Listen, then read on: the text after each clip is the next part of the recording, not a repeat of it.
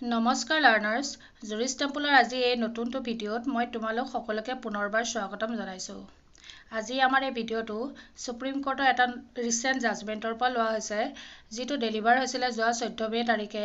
আৰু এই জাজমেণ্টৰ যিটো কেছ টাইটল হয় bar of Indian lawyers through its president Jasbir Singh Mallick versus DKPS national institute of communicable diseases. So' এই ডিস্পিউটটোত এটা কুৱেশ্যন অফ ল যিটো এৰ'জ হৈছিলে এইটোৱে যে এডভকেটছবিলাকৰ তেওঁলোকৰ যদি ছাৰ্ভিচ প্ৰভাইড কৰাত ডেফিচিয়েঞ্চি হয় তেন্তে তেওঁলোকক কনজিউমাৰ প্ৰটেকশ্যন এক্টত লায়েবল কৰিব পাৰি নে নোৱাৰি।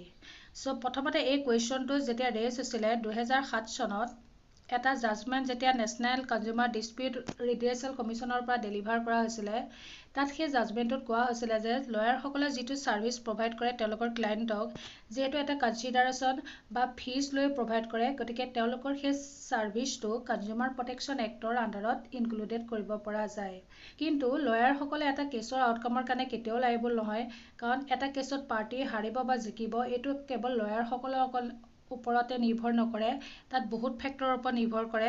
কিন্তু কেছৰ আউটকামৰ কাৰণে লয়াৰসকল লায়েবল নহয়, কিন্তু কনজিউমাৰক যদি ছাৰ্ভিচ প্ৰভাইড ডেফিচিয়েঞ্চি হয় বা ইনপাৰফেকশ্যন হয় বা কোনো কিবা ধৰণৰ যদি তেওঁলোকে নেগলিজেঞ্চ যদি দেখুৱায়, তাৰ কাৰণে লয়াৰসকলক সেই কনজিউমাৰ প্ৰটেকশ্যন এক্টৰ আণ্ডাৰত ডেফিচিয়েঞ্চি ইন ছাৰ্ভিচৰ দ্বাৰা লায়েবল কৰিব পৰা যায়। এই যিটো নেশ্যনেল কনজিউমাৰ ডিস্পিউট ৰিড্ৰেছেল কমিশ্যনৰ এই জাজমেণ্টৰ এগেইনষ্টত সুপ্ৰিম কোৰ্টত এপিল ফাইল কৰা হ'ল, আৰু এই এপিলটো শুনানি কৰিছিলে সুপ্ৰিম কোৰ্টৰ এখন বেঞ্চ, য'ত আছিলে justice Bela Trivedi ma'am and Pankaj Mittal sir. তেওঁলোকে প্ৰথমতে জাজমেণ্টটো ৰিজাৰ্ভ কৰিছিল, কিন্তু ফাইনেলি যোৱা 14 মে 2024 দিনা এই জাজমেণ্টটো তেওঁলোকে ঘোষণা কৰি এই তলত দিয়া প্ৰিন্সিপলবিলাক তেওঁলোকে লেট ডাউন কৰিলে।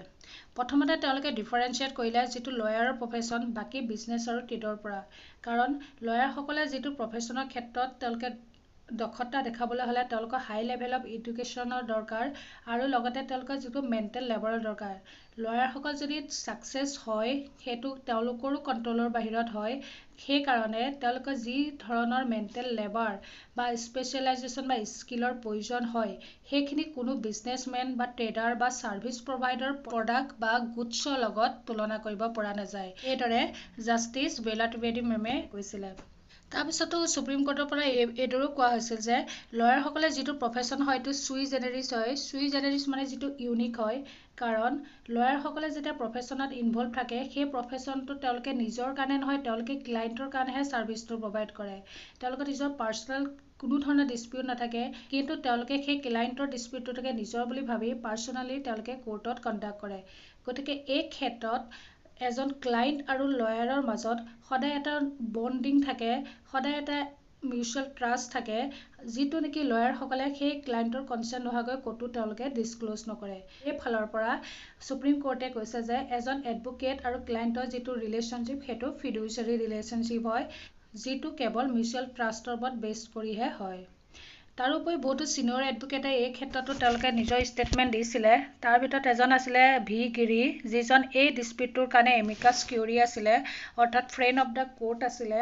তেওঁলোকৰ ফালৰ পৰা এইটো আৰ্গুমেণ্ট দিয়া হ'ল যে যেতিয়া এজন এডভোকেট এপিয়াৰ হয়, ক্লায়েণ্টৰ বিহাফতে এপিয়াৰ হয়, আৰু সেই এডভোকেট আৰু ক্লায়েণ্টৰ যিটো ৰিলেশ্যনশ্বিপ, সেই ৰিলেশ্যনশ্বিপটো এজন ছাৰ্ভিচ প্ৰভাইডাৰ বা ছাৰ্ভিচ কনজিউমাৰৰ সমান হ'ব নোৱাৰে বুলিও তেওঁলোকে এই আৰ্গুমেণ্ট প্ৰভাইড কৰিছিল। গতিকে সুপ্ৰিম কোৰ্টৰ এই জাজমেণ্টৰ পৰা এইটো নিশ্চিত হ'ল যে এডভোকেটছ বা লয়াৰসকলক তেওঁলোকৰ ডেফিচিয়েঞ্চি অফ ছাৰ্ভিচৰ কাৰণে কনজিউমাৰ প্ৰটেকশ্যন এক্টৰ আণ্ডাৰত কেতিয়াও লায়েবল কৰিব পৰা নাযায়। গতিকে লাৰ্নাৰ্ছ, এইটো আছিলে সুপ্ৰিম কোৰ্টৰ যিটো ৰিচেণ্ট জাজমেণ্ট।